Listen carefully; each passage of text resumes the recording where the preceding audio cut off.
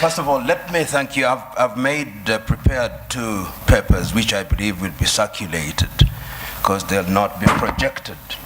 But if you can see, first of all, I want to agree with the Honorable Minister. I've done 2 pictorials. One of them is described as Africa at the dinner table. And if you look at Africa at the dinner table, Africa is on a plate and it is meat. And the diners at the dinner table are France, the United Kingdom, the United States, the European Union, the Chinese, and progressively the Arabs. And my second picture is the African hotspots. It's not visible from there. But if you look at Africa today and you make a clean sweep with your mind, there are different conflicts of different intensity in Somalia, in northern Mauritania, in northern Mali, in Central African Republic, Democratic Republic of Congo, Guinea-Bissau, in the Cameroons, in South Sudan, and one can go on and on. And there is a sense in which Africa has always been alive to the question of interference.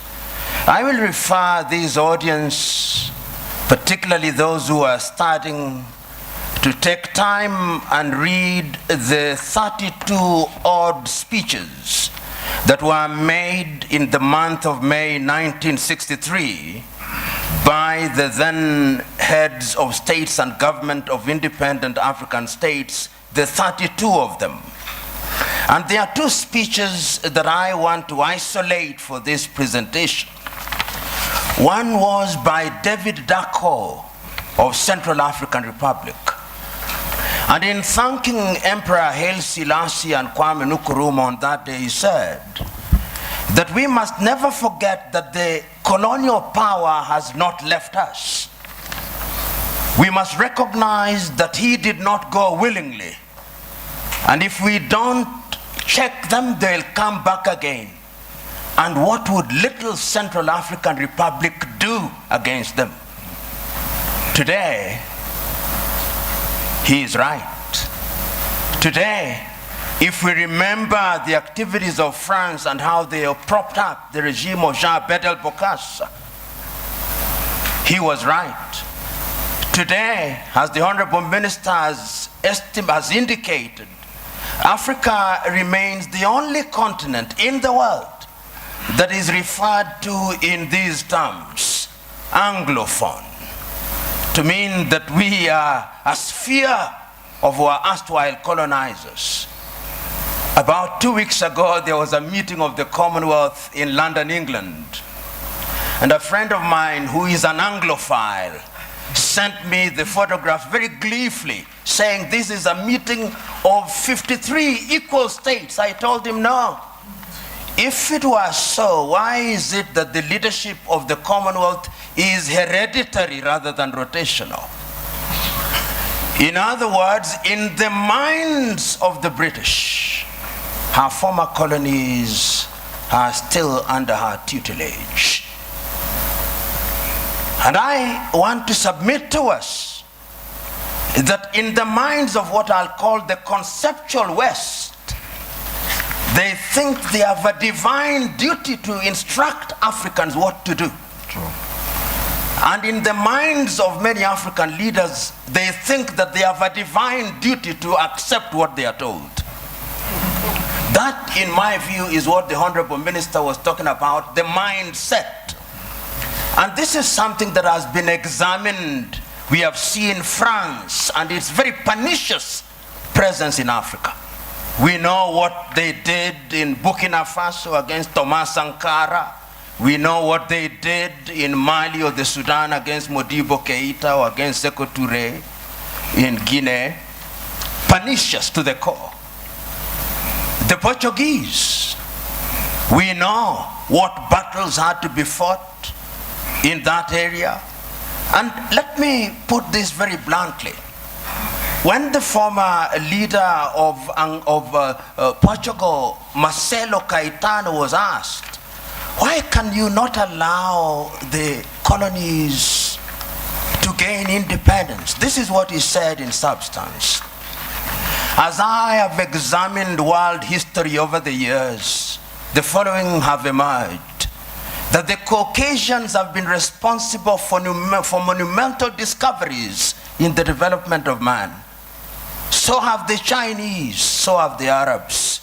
But the Africans have been responsible for nothing. They are only fit as hewers of wood and drawers of water. And I want to submit to you who are present here that in the conceptual West's unguarded moments, or guarded moments, that is what they think. And that is how they relate to Africa. So the whole idea that they will interfere is something that they think is their God-given duty. I said there were two speeches in 1963 that I wanted to refer to. I referred to David Dacko. The second one was the speech by Kwame Nkrumah. And Kwame provided the solution. He did not complain about colonialism. He said, we must live here with one army, with one command. We must live here with one currency. We must live here with one currency, one country. I do not know where its capital will be, but I suggest Leopoldville or Bangui. Other leaders may have their thoughts. Kwame was right, but who listened to him? Several years down the line, and I've said it in my paper, there were coup d'etats which were engineered, there were mutinies which were engineered, and other forms of destabilization.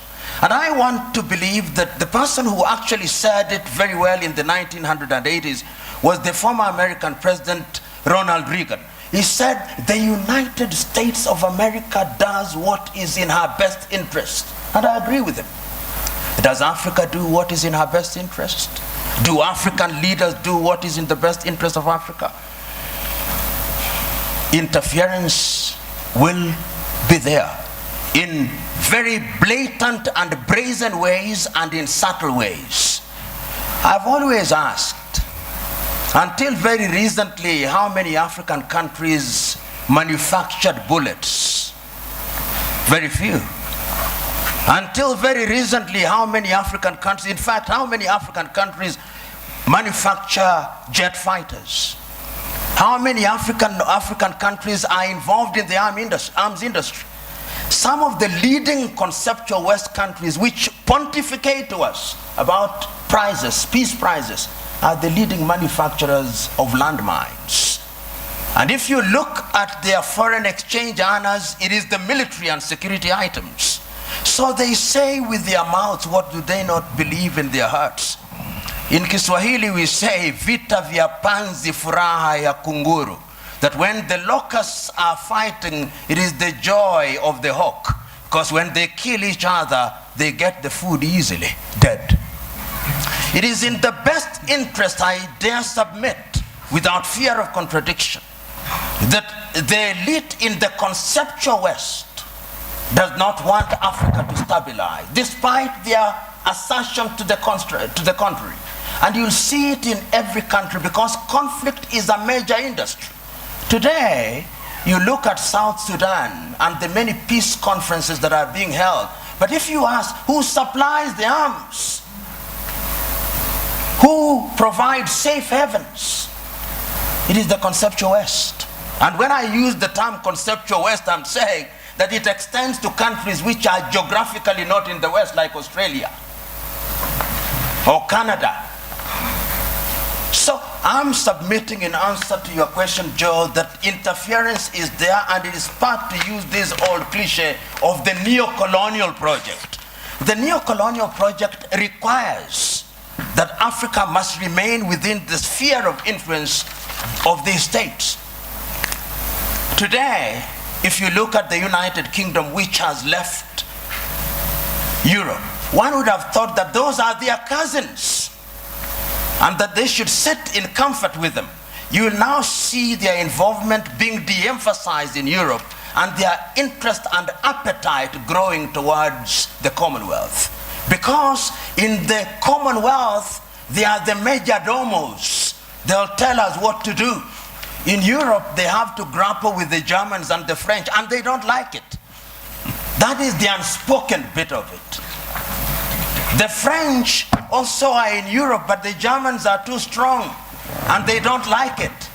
So they want to hold Côte d'Ivoire, Gabon, and tell them what to do. I do not know how many of you saw the press conference that was attended by President Macron of France and Nana Addo of Ghana. And when Nana Addo spoke as an African should, you could see the body language of the French president. How dare this man speak this way? In other words, I'm saying that interference is the mother's milk of European economies.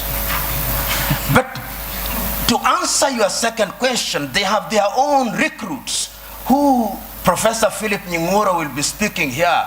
To use the old vocabulary of those days, they are the people you call their comprador bourgeoisie. You must remember.